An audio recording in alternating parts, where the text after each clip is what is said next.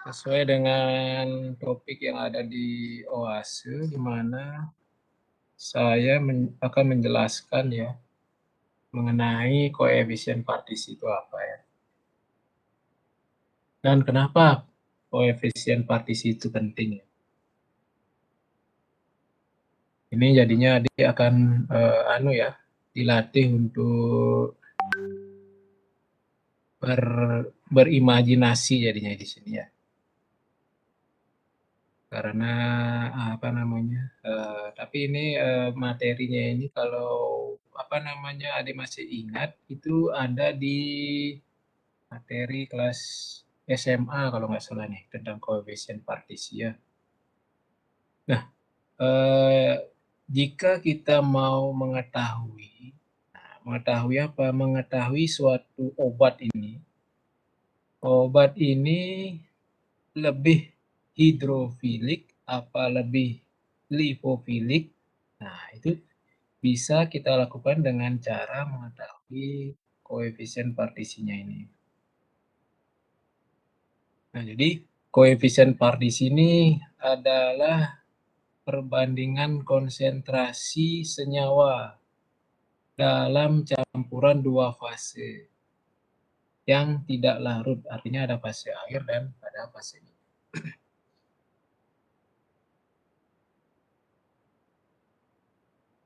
Nah, ini macet ini ya. Nah, jadi kita ingin mengetahui kelarutannya ya. Perbandingan ini adalah perbedaan dari kelarutan dari obatnya itu, senyawanya itu di dua fasenya ini. Jadi kita akan mengukur seberapa hidrofobik atau seberapa hidrofilik dari obatnya ini, ya, dari senyawa yang akan kita ukur ini ya. Nah, caranya bagaimana? Ini saya bayangkan dulu, ya, imajinasikan adik-adik bahwa kita akan memisahkan di sini ya. Misalnya ini ada fase air yang bagian bawah, kemudian ada fase minyak yang bagian atasnya ini ya. Nah, di dalam fase minyak ini ada molekul obat. Nah, berarti kita tahu bahwa suatu obat akan menimbulkan aksi suatu farmakologis apabila dia dapat mencapai yang namanya tempat aksi kan itu ya. Nah, sebelum dia mencapai tempat aksi, berarti dia harus menembus membran ya kan. Biasanya obat-obat ini akan berada di daerah-daerah yang karena kan kita tahu membrannya itu adalah membran lipid ya. Nah, itu. Nah, misalkan obat sudah berada di dalam membran lipidnya ini, fase air, kemudian dia berdistribusi oleh darah ya, dilakukan distribusi oleh darah yaitu fase airnya ini. Nah, obat yang berada di fase minyaknya ini akan terjadi kesetimbangan di sini ya. Obat akan masuk ke dalam fase airnya ini. Obat akan pindah dari fase minyak ke fase air dengan kecepatan yang konstan karena kita kan tahu bahwa fase minyaknya ini mengandung banyak molekul obat ya. Nah, perpindahannya dari fase minyak ke fase airnya ini kecepatannya konstan pertama kali ya. Kenapa konstan ya? Karena di fase airnya ini belum banyak ada molekul obat. Nah, kemudian lambat laun perpindahan dari fase minyak ke fase airnya ini akan melambat. Kenapa melambatnya? Karena sudah jenuh molekul obat yang di fase minyaknya ini mengisi di fase airnya ini. Seperti ini ya gambarnya. Nah, perpindahannya akan melambat. Kemudian dari fase air, obat yang dari fase airnya ini akan juga bisa balik lagi ke fase minyak. Kecepatannya awalnya dia lambat, ya kan? Karena dari fase airnya ini kemungkinan obat jumlahnya pertama belum banyak. Ya, jadi perpindahannya sedikit demi sedikit. Kemudian setelah melampaui kecepatan dari jumlah obat yang ada di fase airnya ini, dia akan kecepatannya lebih cepat. Akan tetapi tidak melampaui kecepatan dari minyak ke air ya. Nah, fase yang air dan minyak ini akan ini ya akan apa namanya mendapatkan suatu kondisi kesetimbangan ya di mana molekul obat yang ada di fase air ini tidak akan berpindah lagi ke fase minyak, begitu juga dari molekul obat yang ke fase minyak tidak akan berpindah lagi ke fase air. Jadi akan apa namanya dalam kondisi kesetimbangan. Nah, kondisi kesetimbangan ini adalah bukan konsentrasinya yang sama ya. Kalau konsentrasi yang sama berarti kan koefisien partisi K-nya itu satu jadinya kan, karena di konsentrasi fase minyak dengan fase air setelah kesetimbangan itu kalau sama kan satu. Jadi yang kondisi kesetimbangan ini maksudnya di sini adalah kecepatan dari perpindahannya dia ya. Perpindahan antara molekul obat ke air, molekul obat ke minyak. Nah, ini kecepatannya itu sudah seimbang dalam artian jenuh dia ya, jenuh, sudah jenuh. Kalau misalnya sudah jenuhnya ini, kita bisa mengukur koefisien partisinya. Berapa lama kira-kira jenuhnya ini? Nah, jenuhnya ini nanti tergantung dari molekul obatnya. Ya, makanya dari itu pada saat kita eh, membuat suatu rentang ya, membuat suatu rentang pengambilan kadar obat di air dan di minyak itu biasanya lebih dari 3 ya. Tiga, tiga, tiga replikasi, maksudnya tiga time ya, 3 waktu. Misalnya di jam pertama, kemudian di jam kedua, jam ketiga. Nah, misalnya di jam pertama kita ambil di fase minyaknya. Ini yang kita ambil di salah satu fase aja ya. Di fase minyaknya kita ambil, ternyata obatnya masih dengan jumlah yang sesuai dengan kita berikan ya. Misalnya 10 miligram. Ya. Kemudian di jam kedua kita lihat lagi fase minyaknya, obatnya sudah berkurang lagi. Begitu juga di jam ketiga. Nah, kalau misalnya kita masih mendapatkan kondisi di mana di fase minyak ini konsentrasi obatnya masih tinggi, berarti belum terjadi kesetimbangan dia, ya kan? Nah, terjadinya kesetimbangannya ini apabila pada saat kita mengambil lagi di jam keempat, kelima, dan keenam itu tidak terjadinya perubahan lagi ya di fase minyaknya ini. Jadi misalnya sudah berubah dari 10 miligram, kemudian turun menjadi 5, kemudian 3, kemudian 2, dan seterusnya setelah keempat, 2, tetap 2, 3. Nah, itu artinya konsentrasinya sudah seimbang. Nah, setelah itu baru kita bisa ukur koefisien partisinya. Ya.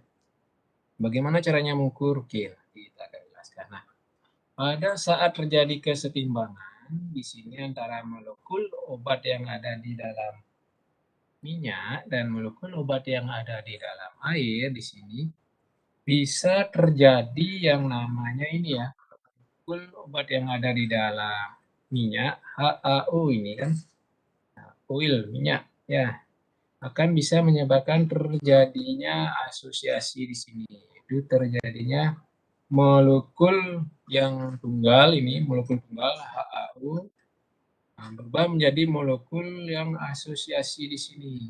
molekul asosiasi, molekul tunggal, molekul asosiasi terjadi di dalam minyak. Lalu yang di dalam air di sini akan terjadi yang namanya disosiasi ya. Jadi molekul air HAW ini molekul air akan mengalami ionisasi. Ya, akan mengalami ionisasi. Jadi yang dimaksud dengan koefisien partisi itu yang mana Pak? Yang ini kah molekul tunggalnya dibandingkan dengan konsentrasi dari molekul tunggal di air atau semuanya ini?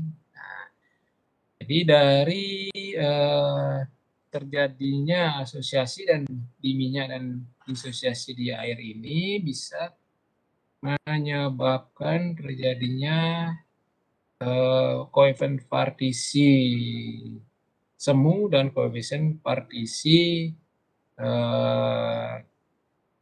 apa namanya ini intrinsik atau juga koefisien partisi true ya yang benar ya. Nah begini sebelum ke cara kerja nanti ya saya jelaskan di sini. Jadi ada 3 koefisien partisi. Kalau misalnya kita mengukur yang namanya semua yaitu yang molekul di obat di air yang dalam tunggal ditambahkan dengan molekul obat yang sudah terasosiasi di sini dibandingkan dengan konsentrasi dari minyak air di sini yang tunggal dan juga yang sudah terjadi ionisasi di sini, maka kita akan mendapat koefisien partisi total, koefisien partisi semu. Ya, ini atau APC, apparent coefficient partition. Kalau kita hanya melihat molekulnya saja, molekul tunggalnya saja, berarti HAO dibandingkan dengan HAW. Koefisien partisi intrinsik yang akan kita dapatkan atau IPC, intrinsic coefficient partition. Terus yang true partition coefficient yang mana? Nah, yang true partition coefficient ini adalah yang ini sama dengan yang IPC ini.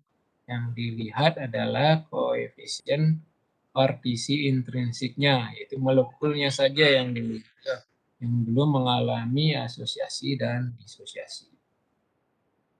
Oke, kalau begitu cara kerja dari praktikum ini bagaimana ya Pak? Cara kerja dari praktikumnya ini kita akan menggunakan 2 fase ya kan, yaitu fase air dan fase minyak. Sehari sebelumnya, di mana kita jenuhkan dulu fase air dengan fase minyaknya. Digojok dia ya, dengan cara digojok dijenuhkan. Dan biarkan dia bisa 24 jam. Pada kondisi 24 jam ini, nah, diharapkan fase air dan fase minyak sudah terjadinya kejenuhan. Tujuannya apa di sini? Ya, kita tahu bahwa kita inginkan adalah kondisi keseimbangan antara fase air dan fase minyak. Jadi, tidak akan lagi mengisi dari fase airnya ke fase minyaknya ataupun sebaliknya dari fase airnya ke fase minyaknya. Jadi yang kita inginkan adalah kondisi kecepatan yang seimbang. Di air tidak lagi berpindah ke minyak, minyak tidak lagi berpindah ke air. Nah, seperti itu ya. Jadi kita inginkan adalah kondisi yang seimbang. Nah, kemudian di fase air yang dalam kondisi air sudah jenuh dengan minyak dan di fase minyak yang dalam kondisi minyak sudah jenuh dengan air. Nah, ini kita lakukan pemisahan. Nah, obat ini kita akan larut di salah satu fasenya ini, bisa di fase minyak maupun di fase air. Nah, misalnya kita dilarutkan dia di fase airnya misalnya ya. Di fase airnya kita larutkan. Oke, kita larutkan di fase airnya. Nah, kemudian Di fase airnya ini, setelah kita larutkan obatnya, nah kita lihat konsentrasi dari obatnya ini di fase airnya, ya kan? Caranya bagaimana melihat konsentrasi obatnya? Ya diukur absorbansinya. Dengan cara bagaimana? Ya diambil pada waktu yang misalnya waktu pengambilan ini ya 0,25, 0,5, 1 dan seterusnya. Ya. Nah, sebelumnya itu ya pada saat kita sudah menjenuhkan fase air dengan fase minyak itu dan juga ditambahkan dengan obat di dalam fase airnya itu ya. Kemudian kita sudah tentukan juga pengambilan waktunya yaitu tadi 0,25, 0,5, 1, 3 dan seterusnya. Nah, kita sudah punya fase tadi ya, fase minyak yang sudah jenuh dengan fase air ya. Fase minyaknya tadi itu kita ambil ya, kita ambil misalnya di sini adalah kita ambil 3 mili ya. 3 mili kita ambil kemudian ditambahkan ke fase yang tadi. Fase dari air yang sudah dengan obatnya itu dicampurkan. Misalnya fase airnya adalah 5 mili. Dan kita inkubasi ya pada saat waktu yang sudah kita tentukan, nah kita ambil kadarnya, kita ukur absorbansinya. Misalnya tadi kan yang kita masukkan obatnya adalah di fase airnya, di C airnya yang kita ukur absorbansinya. Ya. Nah, kemudian bagaimana cara mengukur di fase minyaknya? Ya, kita ukur dengan cara mengurangi nanti ya, dikurangi dari kadar yang kita dapatkan di fase air dengan kadar yang awalnya sehingga akan mendapatkan kadar C oilnya ya di KM ke 0,25. Nah, begitu seterusnya ya. Jadi dibandingkan setelah didapatkan C oilnya kadar di fase minyaknya baru diukur K-nya ya. Diukur koefisien partisinya pada waktu 0,25, 0,5 dan seterusnya. Kemudian kita dapatkan hasil dari perhitungannya dan dibuat kurva versus waktunya. Nah, dari kurvanya ini kita akan mengetahui, ya kan? Kita akan mengetahui apakah sudah terjadi kesetimbangan atau belum. Nah, gambarnya adalah seperti ini ya. Misalnya terjadi kesetimbangan berarti di sini ya, di fase lurusnya ini ya. Nah, misalnya obat dilarutkan, nah yang ini adalah obatnya dilarutkan dalam minyak terlebih dahulu. Berarti konsentrasi dalam minyak pertama tinggi kadarnya. Dalam perjalanan apa namanya kesetimbangan, nah dia akan menurun fasenya karena dia akan mengisi di fase air yang akan meningkat di sini ya. Nah, kalau seperti ini, kalau perbandingannya tadi adalah C, rumusnya adalah ini ya, konsentrasi minyak dibandingkan dengan konsentrasi air, berarti K-nya kurang dari 1. Kan? Karena konsentrasi di minyaknya rendah. Kan? Nah, kalau terjadi sebaliknya, bagaimana jika nih konsentrasi di minyaknya sudah tinggi, kemudian menurun terjadi kesetimbangan, akan tetapi konsentrasi di airnya tidak lebih tinggi dari konsentrasi minyak. Ini terjadi karena akibat dari molekul obatnya sendiri ya. Molekul obatnya yang berpindah di fase minyaknya itu tidak lebih tinggi daripada air, maka K-nya yang akan kita dapatkan adalah lebih dari 1. Ya. Fase setimbangnya di sini ya adik-adik ya, di sini. Di yang lurusnya ini. Nah, ini dah yang disebut dengan koefisien partisinya. Kemudian bagaimana dengan ini? Yang airnya yang dilarutkan obatnya sama saja ya. Sama saja. sama. Jadi misalnya di airnya konsentrasi obatnya lebih tinggi, ya ini kemudian mengalami kesetimbangan, dia akan konsentrasinya turun di airnya. Kemudian di fase minyaknya, di awalnya dia konsentrasinya masih rendah, dia akan meningkat. Nah, jika misalnya terjadi peningkatan yang tidak lebih dari konsentrasi di air, K-nya kurang dari 1. Nah, kalau misalnya terjadi konsentrasi di minyak yang lebih tinggi daripada air, K-nya lebih besar. Oke, mudah ya, seperti itu aja prinsip dari koefisien partisi. Jadi kita mencari di mana suatu konsentrasi obat itu yang mampu untuk berada di kesetimbangan. Yang penting di sini adalah apa sih fungsinya ya, apa aplikasinya ya, terutama itu ya apa aplikasinya, supaya lebih paham apa aplikasinya terhadap dunia farmasi. Dimana kan kita tahu bahwa farmasi fisik itu adalah suatu ilmu yang berhubungan dengan fenomena fisik, ya kan, yang berhubungan dengan fenomena-fenomena fisik yang berada di suatu sediaan yang sudah kita formulasi. Nah, itu ya. Di kita akan mencoba mengupas di sini bagaimana ini fungsi dari koefisien partisi di formulasi obatnya ya. Oke.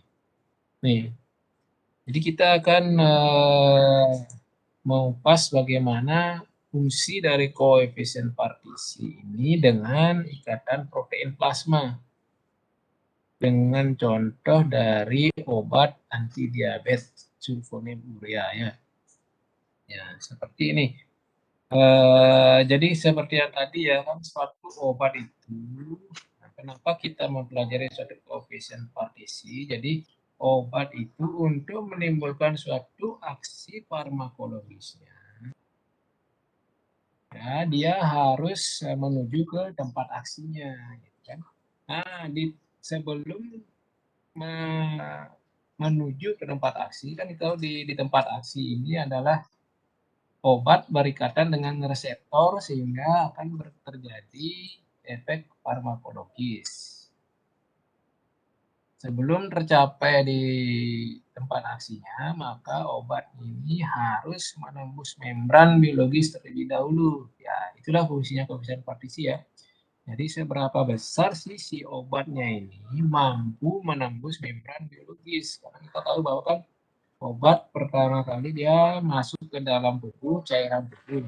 Kita asumsikan cairan tubuh itu adalah tadi ya fase airnya itu. Nah, menembus membran, kita tahu membran itu kan lipid ya, itu adalah fase minyak. Nah, proses menembus membran ini, sifat fisik dari obat yang bersangkutan itu yang sangat penting ya. Nah, sehingga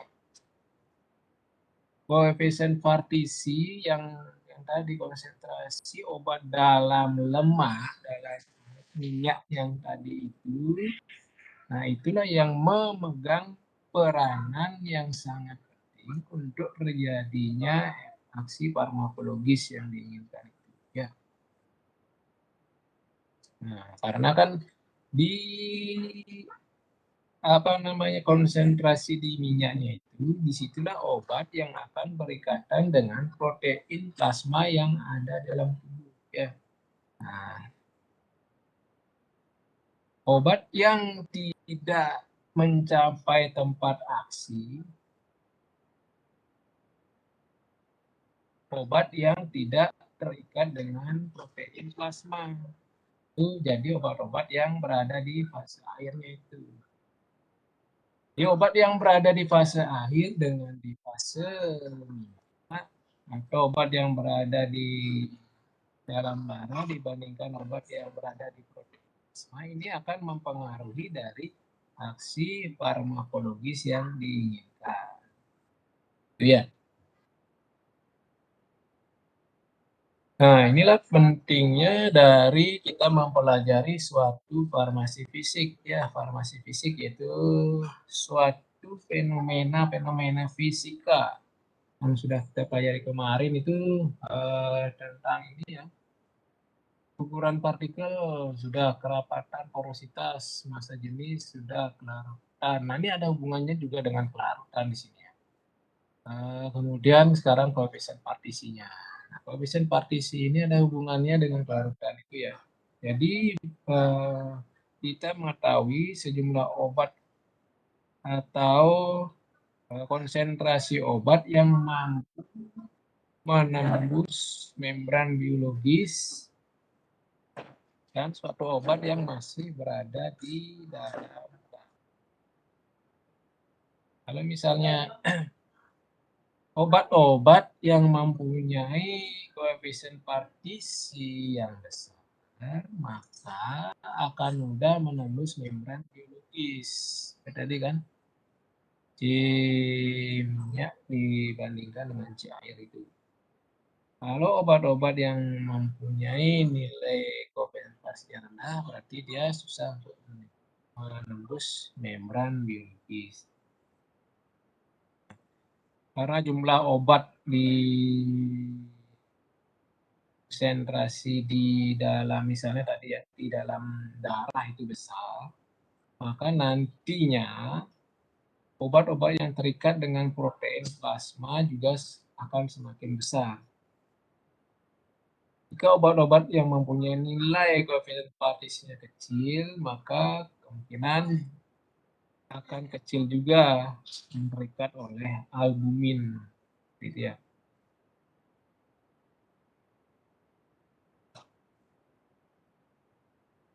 Oke.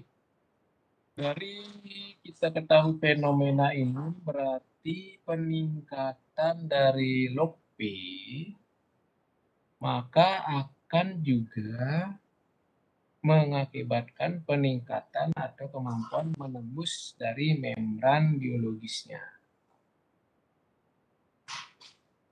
Atau bisa diasumsikan adalah peningkatan ikatan obat di protein plasmanya. Kita akan melihat apakah ada hubungan yang linier di sini ya, antara nilai log P dengan nilai ikatan protein plasmanya. Nah, bagaimana caranya? Cara pertama yang seperti tadi ya, yang seperti di apa namanya cara praktikumnya itu ya. Jadi kita membuat suatu cairan dulu ya, membuat suatu fase dulu ya, pembuatan larutan baper di sini ya, baper fosfat pH 7,4. Nah, dari ini fasenya ini kan nanti akan mengukur dari larutan buffer ini ditujukan untuk mengukur dari konsentrasi yang tadi ya, yang akan kita ambil di fase air atau di fase minyak. Karena obat kita akan larutkan di salah satu fasenya itu fase air atau fase minyak. Larutan bapernya ini adalah fungsinya itu untuk menentukan yang namanya absorbansi. Ya, absorbansi ini ada hubungannya dengan konsentrasinya nanti. Kita buat di sini ya. Kemudian kita lanjutkan dengan panjang gelombang. Kita menentukan panjang gelombang. Nah, itu mencari panjang gelombang yang di mana obatnya kita ini yang tadi ya urea yang kita gunakan mencapai maksimum serapannya di bapernya kita ini, baper fosfat 7,4. Setelah ini kita buat kurva baku dari masing-masing obat itu ya. Nah, kan kita menggunakan urea beserta turunannya. Nah, kita akan membuat kurva baku dari masing-masing turunan dari ureanya. Caranya bagaimana pembuatan kurva baku? Jadi kita menggunakan 5 konsentrasi ya. 5 macam konsentrasi dari obatnya. Jadi obat-obat yang kita gunakan turunan dari sulfonylurea itu kita buat 5 konsentrasi. Diukur masing-masing serapannya menggunakan spektrum UV-Vis ya. Saja pada panjang gelombang maksimum yang telah kita dapatkan. Kemudian langkah berikutnya adalah ini. Penentuan dari koefisien partisi. Itu kita sudah melakukan penjenuhan suatu obat sulfonylurea beserta turunannya itu dalam larutan N-oktanol dan air, yaitu dalam larutan hidrofob dan hidrofil. pH-nya sama juga 7,4 ya. Nah, kemudian ini cara menjenuhkannya yaitu tadi ya, digojok ya. Digojok. Kemudian setelah terjadinya kesetimbangan, yaitu fase air dan fase oktanol tadi mengalami kejenuhan. Misalnya di sini kita gojok 20 menit ya. Maka kadarnya kita tentukan di dalam spektrum UV-Vis. Nah, kemudian untuk mendapatkan nilai koefisien partisi atau nilai log koefisien partisi dari masing-masing obat sulfonylurea dibuat seri kadar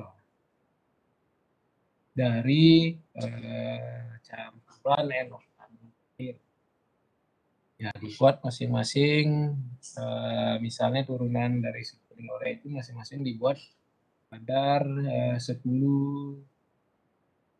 bpj ya, yang digojok selama 15 sampai 20 menit. Yang diambil di sini adalah fase airnya. Konsentrasi dari yang obatnya ini kita gosok, kemudian digosoknya di tadi ya, di apa namanya, fase minyak dan fase air yang sudah jenuh tadi ya. Kemudian diukur serapannya. Nah, hasil pengukuran serapannya itu, absorbansinya itu dimasukkan ke dalam persamaan kurva baku yang sudah kita buat tadi ya. Nah, setelah dimasukkan ke dalam kurva baku, hasilnya itu kita dapatkan kadarnya ya. Kemudian bagaimana caranya menghitung kadar dari di oktanolnya? Yang ini kan kadar airnya. Ya tadi ya, seperti yang dijelaskan pada cara kerja yang di awal, yaitu dengan cara mengurangi ya. Kadar 10 dpj tadi dikurangi dengan kadar zat dalam fase airnya itu.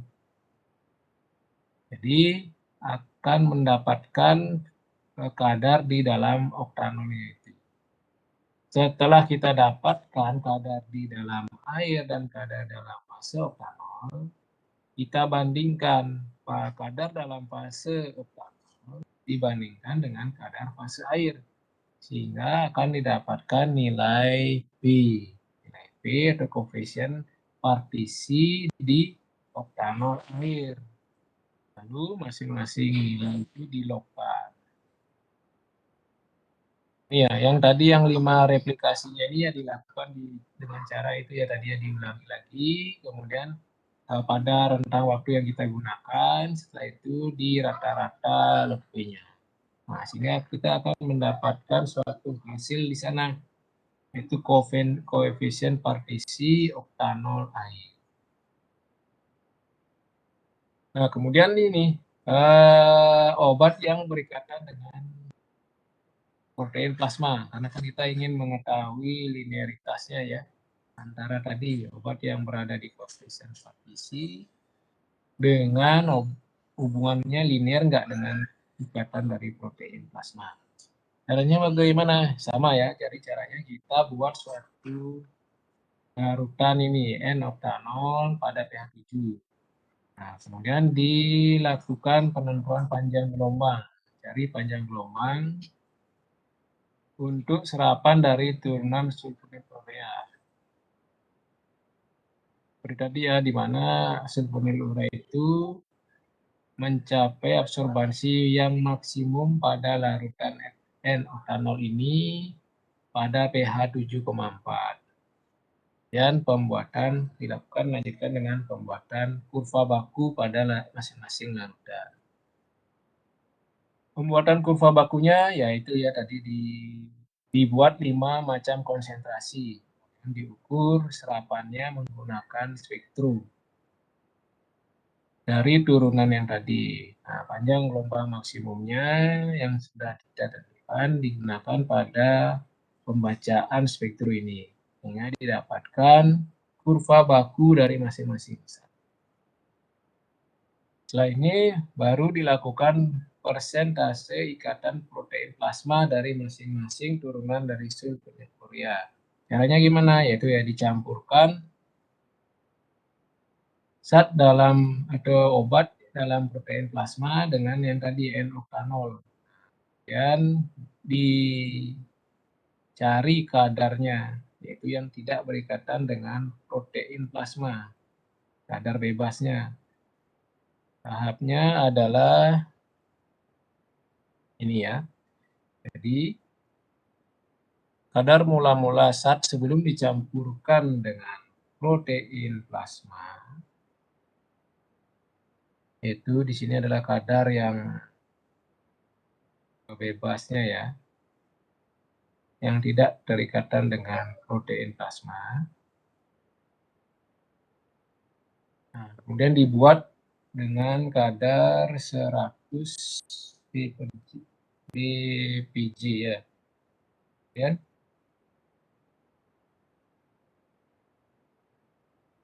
setelah ini kita lakukan penambahan protein plasma yaitu albumin sebanyak 5 mili ya. Dan digojok. Setelah itu terjadi kesetimbangan di sini. Setelah terjadi kesetimbangan di sini, maka diukur serapannya masing-masing ya. Serapan dari obat sulfonil urea dan turunannya ya. Nah, yang diukur adalah ini di salah satu dari fasenya ya. Jadi tidak diukur kedua-duanya. Jadi diukurnya di salah satu fasenya. Diukur misalnya di kadar obat yang bebas dari protein plasma itu yang tadi ya. Nah, kemudian dimasukkan ke dalam persamaan kurva bakunya tadi. Untuk yang terikat dengan protein plasma, caranya ya dikurangi dengan yang bebas dari protein plasma. Nah, kemudian perhitungan persentase ikatan protein plasma ini dibandingkan dengan yang tadi ya, dengan yang bebas dari protein plasma. Dikalikan dengan 100%, maka didapatkan nilai persentase ikatan protein plasma masing-masing zat. Itu ya. Nah, ini misalnya tadi ya, kita ketahui turunan dari sulfonil urea adalah klorpropamid, glibisid, glikasid, dan glibenclamid. Nah, di mana masing-masing mendapatkan panjang gelombang maksimum di sini ya.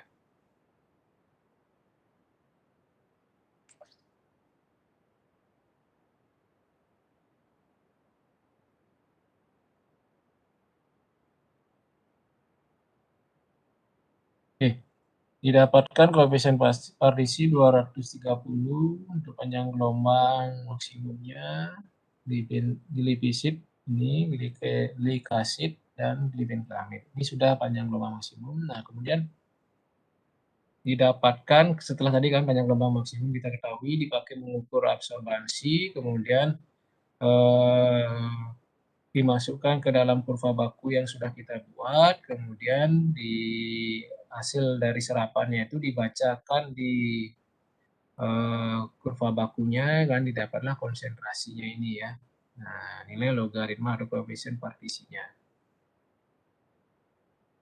Setelah dari ini, didapatkan juga hasil yang tadi, yang sudah diikatkan dengan protein plasma. Jadi, panjang gelombang maksimumnya kita ketahui ini 233, glipisid 226, glikasid 228, dan dibentamid 256. Oke, kemudian hasil dari penentuan dari protein plasma setelah dari tadi didapatkan ini ya panjang gelombang maksimumnya, dipakai untuk mengukur kadar, kemudian dibuat kurva bakunya dan didapatkan ikatan protein plasmanya ini. Nah, dari hasilnya ini ternyata linear ya. Jadi linear ya. Artinya di sini sama seperti teori tadi bahwa dengan mengetahui koefisien partisi, dengan mengetahui koefisien partisi berarti kita bisa mengetahui efektivitas dari obat yang akan kita berikan kepada pasien ya. Karena kita akan mengetahui juga bahwa obat-obat itu larut di dalam protein seberapa, dan yang larut di dalam darah itu seberapa. Jadi semakin besar dia koefisien partisinya, berarti obat yang berikatan dengan protein plasma atau obat yang akan menuju ke tempat aksinya itu akan semakin besar, karena kita tahu bahwa sebelum obat yang bebas itu untuk dapat mencapai ke tempat aksinya, maka obat itu harus berinteraksi dengan reseptor. Sebelum berinteraksi ya dengan reseptor, dia harus menembus membran. Nah, inilah fungsinya dari koefisien partisi. Seberapa besar dari obat ini mampu menembus membran. Kalau misalnya logaritma tadi koefisien partisinya itu besar, berarti akan berinteraksi dengan reseptornya itu akan lebih besar lagi. Jadi intinya gini, obat parastamol misalnya 500 mg, kita minum masuk ke dalam tubuh. Nah, dari 500 mg itu kita akan mengetahui bahwa seberapa besar dia efektivitasnya. Kalau misalnya berikatan dengan atau mampu menembus membrannya itu eh, lebih besar daripada yang tidak berada atau berada di cairan tubuh, berarti akan meningkatkan dari efektivitas farmakologinya. Oke. Kalau masih bingung sebentar, ini Pak Mas ada video yang diambil dari ini ya aplikasi. Oke, saya share dulu ya. Saya stop share ini, saya bagikan video dulu.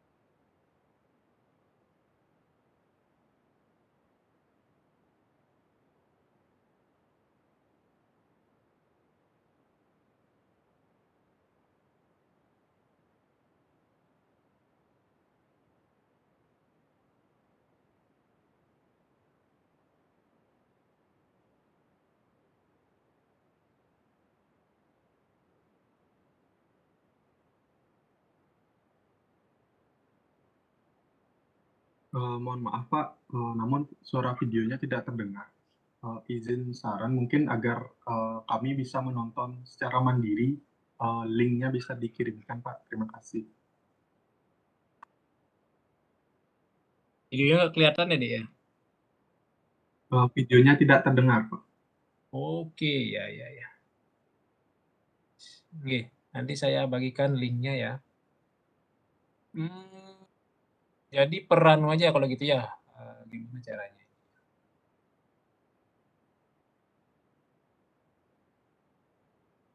Saya jelasin peran aja ya. Jadi di sini dia ingin praktikumkan suatu koefisien partisi. Tapi di sini kalau yang tadi kita kan perbandingan antara turunannya ya. Kita akan mengetahui turunan dari sulfonylurea tadi. Kalau yang di sini adalah dia ingin bagaimana sih si koefisien partisi itu terhadap pH-nya ya. Kalau yang tadi yang saya contohkan adalah obatnya. Obatnya itu ternyata tadi adalah semakin meningkat koefisien partisinya, berarti semakin banyak berada di dalam fase lipidnya, dia akan efektivitas farmakologinya akan semakin tinggi. Kalau yang di sini adalah dia ingin menguji bagaimana koefisien partisinya itu terhadap pH-nya ya. Nah, di sini dilihat bahwa dia menggunakan fase bahan-bahan yang kita butuhkan adalah yang pertama. Ini adalah ada kloroform. Kloroform ini sebagai fase lipidnya yaitu kloroform ya. Kemudian ini ada dapar salisilat. Ini ada pH 5, pH 4, dan pH 3. Ini dibandingkan pH-nya. Kemudian ada FeCl 3. Untuk peralatan yang kita gunakan, yang pertama adalah ini Erlenmeyernya. Kemudian ini tabung reaksi untuk mengambil berbagai macam sampel. Ya. Oke. Setelah ini diambil fase airnya ya, fase airnya. Atau anu aja ya, apa namanya, saya bagikan aja linknya nanti kalau ada yang bertanya. Kalau ada yang bertanya baru kita lanjutkan ya, itu aja caranya, saya bingung juga nih ya. Oke, sebentar saya stop dulu sharingnya, nanti saya bagikan linknya. Permisi Bapak, mohon ya. maaf menjawab Pak. Ya. Ini videonya sudah terdengar suaranya Pak? Oh, sudah terdengar? Sudah ya, Pak. Saya ulangi dari awal ya? Sudah Pak, coba lagi Pak. Oke, tadi udah terdengar. Oke, saya ulangi dari awal.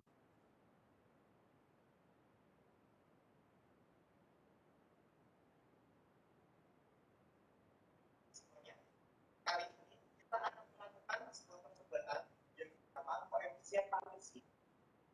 Kita akan melihat pengaruh beda terhadap koefisien partisi suatu obat. Bahan-bahan yang kita butuhkan adalah yang pertama, di sini ada kloroform. Kloroform ini sebagai fase lipid. Kemudian di sini ada dapar salisilat yang berisi asam salisilat. Di sini dapar salisilat terdapat pada pH 5, pH 4, dan pH 3. Kemudian sebagai reagen kita menggunakan FeCl3.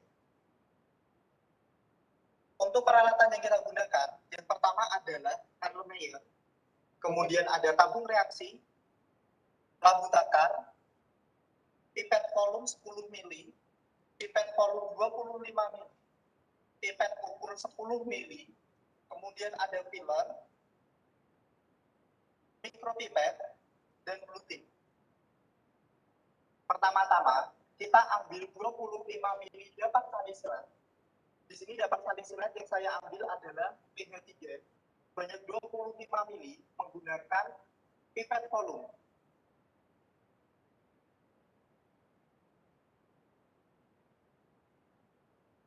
Kemudian dapar salisilat kita masukkan ke dalam.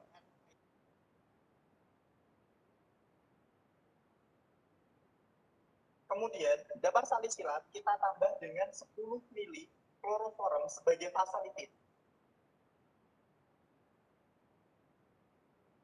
Kloroform kita campur ke dalam dapar salisilat di dalam Erlenmeyer tadi.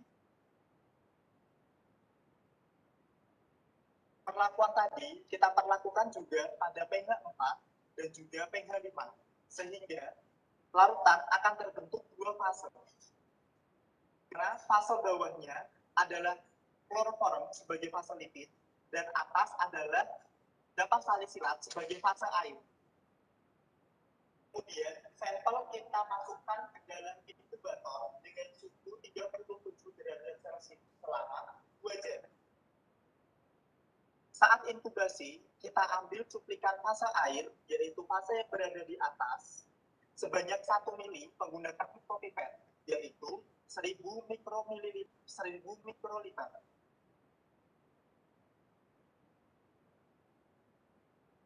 Fase air kita ambil sebanyak 1 mili.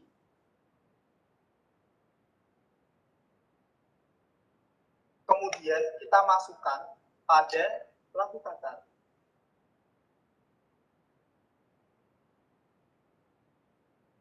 Kemudian sampel kita beri dengan aquades hingga tanda pada lampu 10 mili.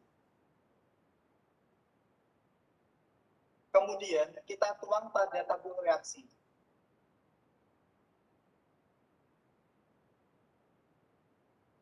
Kemudian kita perlakuan yang sama pada menit ke 0, 15, 30, 45, dan 60 pada sampel tersebut. Kemudian semua sampel tersebut masing-masing kita ambil sebanyak 5 mili.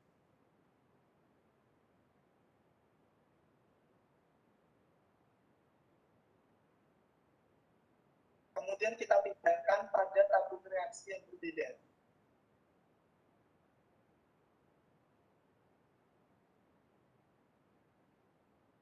Kemudian 5 mili sampel tersebut kita tambah dengan 0,5 mili FeCl3 menggunakan mikropipet. 5 mili, kita ambil FeCl3, kemudian kita campurkan ke dalam sampel tersebut hingga terbentuk warna ungu. Kemudian sampel tersebut setelah berubah warnanya menjadi ungu, kita tunggu selama 15 menit. Dan setelah 15 menit, kita analisis menggunakan spektrofotometri dengan panjang gelombang 525 nanometer. Sampel tersebut kita analisis dengan alat spektrofotometri dengan cara kita masukkan sampel ke dalam kupet, kemudian kita masukkan ke dalam alat.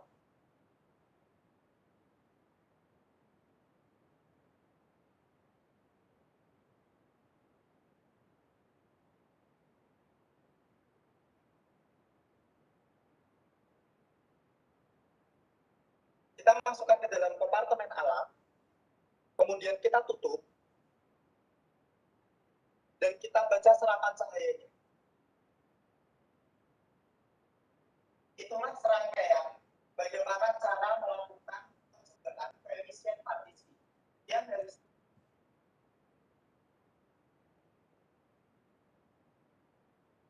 Ya begitu Dek. Tadi kan setelah dibaca absorbansinya, kalau di videonya kan nggak terlalu jelas ya. Kita akan mendapatkan absorban ya kan, di menit ke 0 dan seterusnya sampai ke menit ke 60. Nah itu absorbannya itu dimasukkan ke kurva bakunya. Nanti setelah kurva bakunya dapat dari mana? Ya dari tadi yang kita bicarakan tadi ya, dibuat dulu kurva bakunya itu ya dari menggunakan, kalau kita tadi bicaranya pakai buffer fosfat ya, kalau di sini dibuat kurva bakunya, kemudian hasil absorbansinya itu dimasukkan ke dalam kurva bakunya, didapatkan kadar, kan? Kadarnya ini adalah kadar obat yang berada di dalam fase airnya pada menit ke 0 dan seterusnya 0, tadi kan 0, 15, 45, 3, dan seterusnya sampai menit ke 60. Dapat kadar, kemudian dari kadarnya ini untuk dapat fase lipidnya bagaimana, ya dikurangi dengan yang tadi ya, awal dari obatnya itu berapa gitu kan, awal dari kita menambahkan obatnya itu berapa gitu. Kalau kita udah dapatkan itu, maka dapatkan fase lipidnya. Maka untuk koefisien partisinya ya dibandingkan antara fase minyak dengan fase airnya. Masukkan ke dalam kurva. Nah, nanti di kurvanya itu kita akan tahu di mana terjadinya kesetimbangan. Nah, disitulah koefisien partisinya. Nah, yang seperti tadi ya, ada kurvanya awalnya tinggi, kemudian turun menuju kesetimbangan. Nah, akhirnya mendapatkan nilai koefisien partisi dari obatnya tadi. Itu ya. Nah, sebentar ini ada suaranya. Nah, oke lah. Nah, seperti itu ya adik-adik. Sebentar.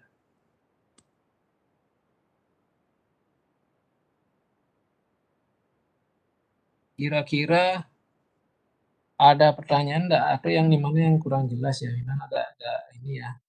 Kita membayangkan dan juga videonya juga kurang lengkap ya sampai dapatkan K-nya ya. Tapi tadi saya sudah pandu dengan cara kerja yang ada di slide-nya itu. Oh, penambahan dari Gusti Agangga Samalaya. Tujuan penambahan dari periklorid FeCl3-nya ini adalah supaya terbaca serapannya ya. Jadi terjadi reaksi di sana, yang dibaca adalah reaksi warnanya ya. Jadi kalau kita lihat di tadi eh, eh, tabung reaksinya kan ada banyak tuh dari menit ke 0 sampai menit ke 60. Nah, kalau adik amati tadi perbedaan warnanya itu kan kelihatan di menit ke 0 warnanya masih lebih terang ya dibandingkan menit ke selanjutnya. Nah, itu yang akan kita ukur. Absorbansinya yang akan kita ukur dengan menggunakan reaksi FeCl3. Lalu semakin lama kan berarti semakin keruh dia ya. Nah, itu ya. Di FeCl3-nya ini yang kita gunakan untuk mengukur absorbansinya. Oke. Kemudian apa lagi pertanyaannya? Boleh diketik aja di chat ya atau langsung. Ya, Saya izin silakan. bertanya, Pak. Ya, silakan. Baik, terima kasih. Yang pertama mungkin ingin memastikan, jadi jika suatu obat memiliki setelah dihitung ikatannya dengan protein plasma, jika semakin tinggi itu artinya obatnya semakin buruk begitu Pak? Gimana? Kurang Karena jelas. tidak bisa. Baik, jadi saya ingin bertanya, apakah ketika saat obat yang telah dihitung ikatannya dengan protein plasma semakin tinggi, ikatan dengan protein plasma itu artinya obat itu semakin buruk begitu Pak, karena tidak bisa menembus membran. Ya, semakin buruk gitu ya, karena dia terikat dengan protein plasma. Ya, apakah benar seperti itu Pak?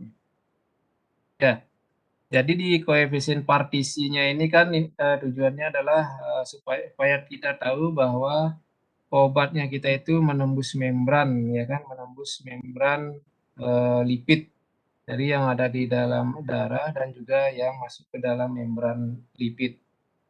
Nah, yang kita inginkan di sini adalah suatu obat yang mampu menembus membran biologis dan kita bandingkan dengan yang ada di dalam darah. Jadi obat-obat yang mempunyai nilai log koefisien partisi besar berarti dia mampu menembus membran biologis besar karena kan jumlahnya besar. Nah, yang pertanyaan tadi yang terikat dengan protein plasma berarti obat-obatnya ini dia tidak mampu untuk sampai ke reseptornya untuk mencapai aksi farmakologis yang diinginkan. Nah, seperti yang saya contohkan tadi, di mana turunan sulfonyl ureanya itu antara log koefisien partisi dengan yang terikat dengan protein plasma ya, yang tadi itu berarti kan kita tahu kalau log koefisien partisinya tinggi, berarti kita lihat di sana yang terikat di protein plasmanya pasti sedikit ya. Coba kita lihat gininya ya, saya share lagi ya gininya ya. Ya ini ya. Nah ini ya.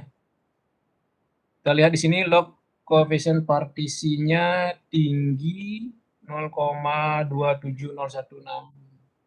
Nah, ikatan dengan protein plasmanya mesti dia rendah. Berarti ini untuk sampai ke targetnya tadi ya, interaksi dengan reseptornya berarti dia semakin banyak. Nah, kalau log koefisien partisinya rendah, misalnya yang mana ya? Ini ya, Liebend-Klamit 0,06. Nah, berarti dia masuk ke membran menembus membran biologi dan ke interaksi dengan reseptornya semakin tinggi dia, dan juga ikatan protein plasmanya juga ini ya, yang berikat dengan protein plasma.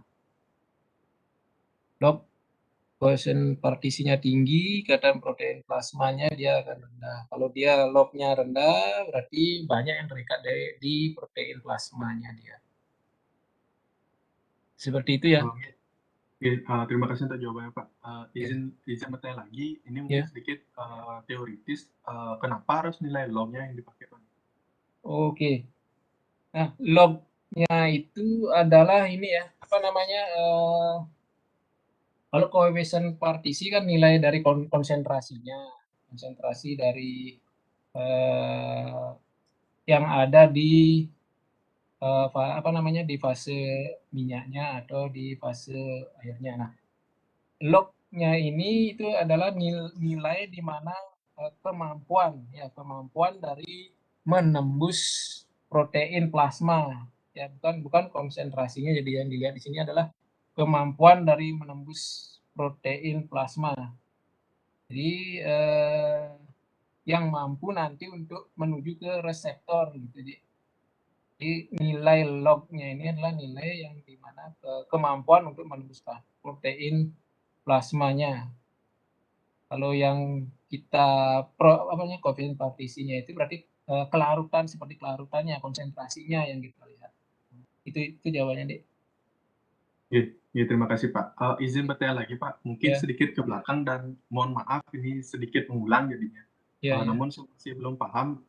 Jadi untuk penambahan dapar fosfat itu untuk apa, Pak?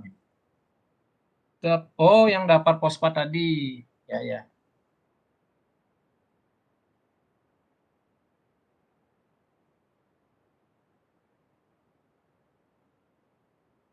Yang ini ya. Nah, ini dapar fosfatnya ini ya. Ya. Nah, ini dapar fosfatnya ini kan kita gunakan untuk ini ya, penentuan dari panjang gelombang maksimum sulfonylureanya. Jadi kalau misalnya kita sudah dapat panjang gelombang maksimumnya, yang tadi kan di klorpropamid, lipensamid dan sebagainya kan masing-masing didapatkan dengan ini ya, dengan dapar fosfatnya ini. Nah, setelah dapat panjang gelombang maksimumnya ini, kita ukur di panjang gelombang maksimumnya. Ininya kadar yang ada di fase airnya. Kan tadi udah dijenuhkan tuh, kemudian disetimbangkan, kita ambil berapa mili, kemudian kita tambahkan, kalau yang di videonya FeCl3 kita ukur di panjang gelombang maksimumnya, di absorbansi maksimumnya. Nah, itu. Seperti itu, Dek, gininya. Jadi Bapak terima kasih. Namun saya masih belum dapat gitu, Pak. Jadi apa pengaruh dari pH dengan panjang gelombang maksimum gitu? Oh, yang tadi itu ya, yang videonya. Kalau berbeda ini, Dek, yang videonya kan pH, dia pengaruh pH yang dilihat. Pengaruh pH yang dilihat terhadap koefisien partisinya. Kalau yang saya yang mencontohkannya ini, saya pakai turunan obatnya langsung, bukan pH-nya. Untuk tahu bahwa yang terikat dengan protein plasma berapa. Kalau yang di videonya dia pH-nya yang dilihat. pH-nya, makanya dia yang tadi videonya itu nggak kelihatan di sana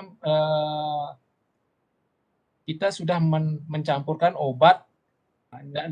Di videonya itu tidak dikelihatin kita sudah mencampurkan obat ke dalam salah satu fasenya itu, tapi yang dilihat di sana pengaruh pH-nya terhadap koefisien partisinya.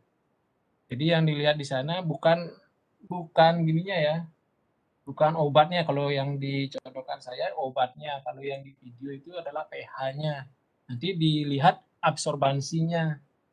Kalau misalnya pH-nya yang tadi kan 3, 4, 5, yang 3 itu direplikasi dari jam ke 0 sampai jam ke 60. Kemudian didapatkan hasil-hasil absorbansinya. Dari absorbansi itu dimasukkan ke dalam kurva bakunya, maka didapatkan koefisien partisinya. Kalau yang saya didapatkan log P-nya. Kalau yang di sana koefisien partisinya. Jadi kandungan di koefisien partisi, maksudnya di sini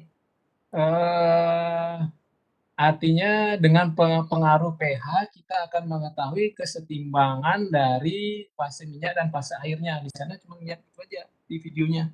Fase minyak dan fase airnya, tidak ditambahkan obatnya di sana, kelihatan di sana tidak memang videonya itu tidak menambahkan obat di sana. Jadi hanya melihat pH terhadap koefisien partisinya, ada nggak pengaruhnya. Itu deh. Kalau di saya tambahkan langsung zat aktifnya karena kan saya ingin mengetahui aplikasinya terhadap formulasinya. Gimana, Dek? Jelas nggak, Dek? Sudah jelas. Namun jika mungkin masih waktunya, saya masih belum mengerti mengenai panjang gelombang Oke.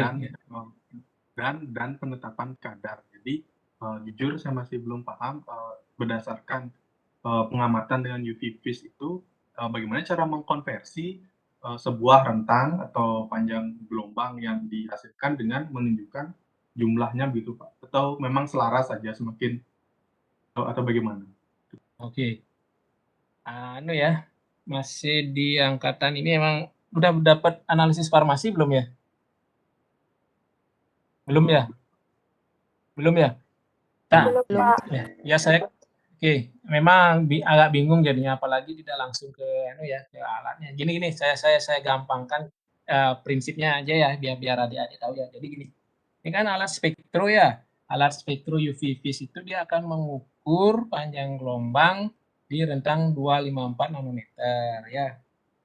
Berarti kalau kita ingin mengukur di panjang gelombangnya ini, berarti kita harus punya bahan yang bisa terukur di panjang gelombangnya itu. Makanya tadi kan ditambahkan EPCl3 supaya bisa dia terbaca di panjang gelombang 254. Nah, kalau yang tadi bagaimana caranya dari panjang gelombang kok bisa menjadi kadar nantinya. Nah, itu ya.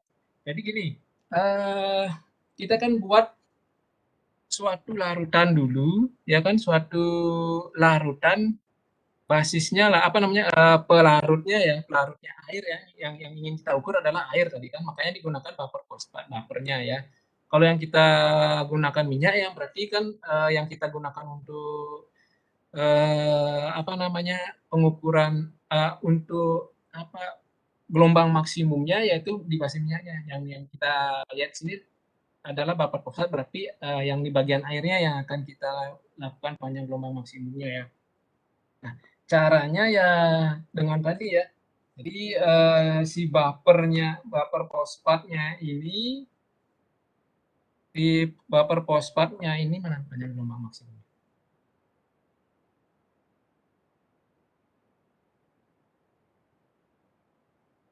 Jadi panjang gelombang maksimumnya ini kan kita buat dulu buffer ya.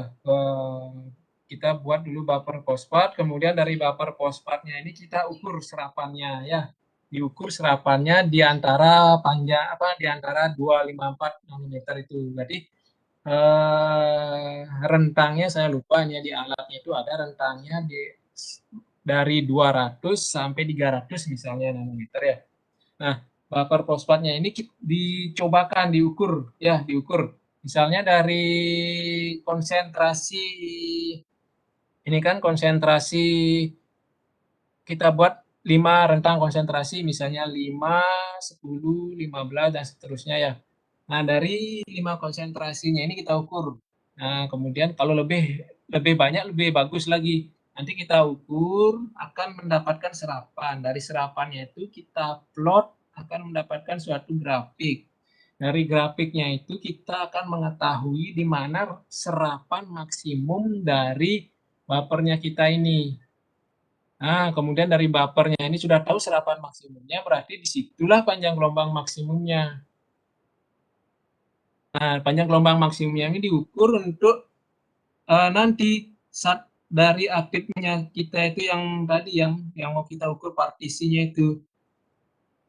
Nah, dari situ akan panjang nih ceritanya, Dik. Kalau nanti di analisis farmasi akan lebih jelas, tapi intinya seperti itu. Jadi kita gunakan suatu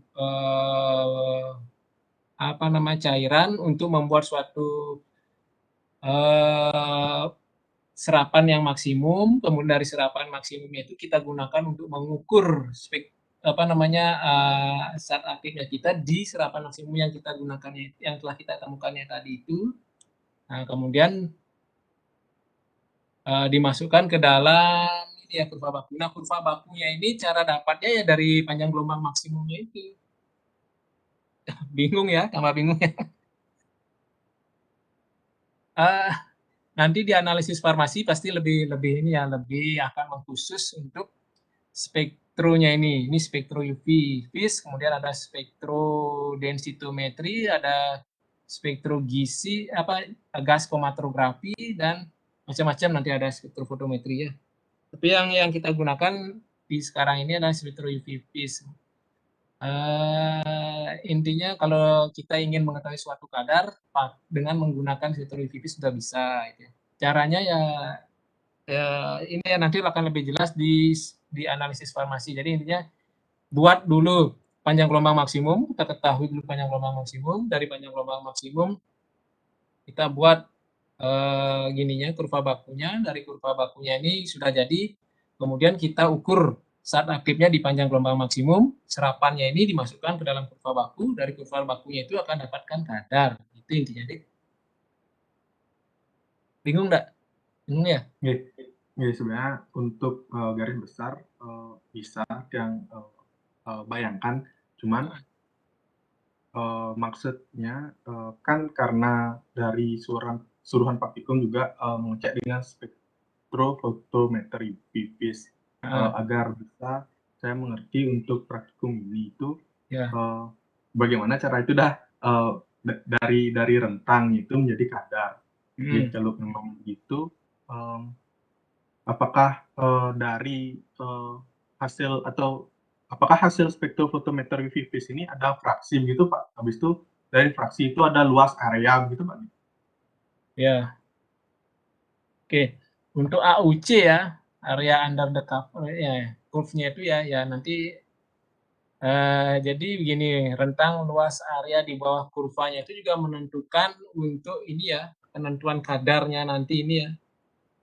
Oke, nanti saya akan kasihkan gini deh, atau kita latihan aja soal ya, nanti saya akan kasihkan soal supaya lebih mudah, tapi ini soal di atas kertas saja di mana kita sudah dapatkan serapannya, kemudian nanti masukkan ke dalam kurva bakunya, nanti akan mendapatkan kadarnya. Nanti di situ akan lebih jelas. Nanti setelah ini saya buat dulu ya soalnya. Nanti saya share di kormanya aja ya, supaya lebih jelas nanti runutannya. Gimana, Dik, kalau gitu? Iya, Pak. Nanti biar bisa per step jadinya tahu ya. Oke. Ada lagi enggak yang lain?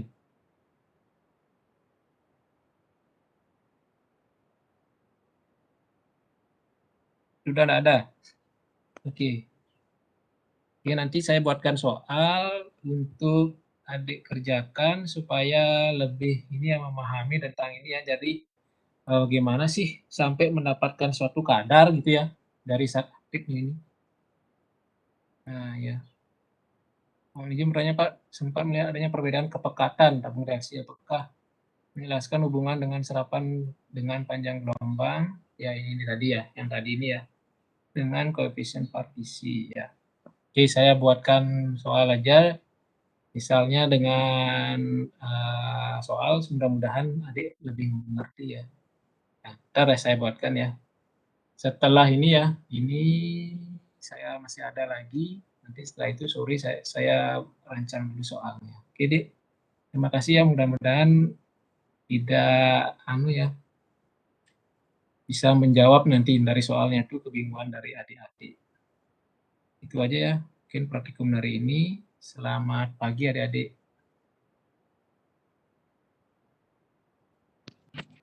pagi, Pak. Terima Selamat kasih, pagi, Pak. Pak. Terima kasih.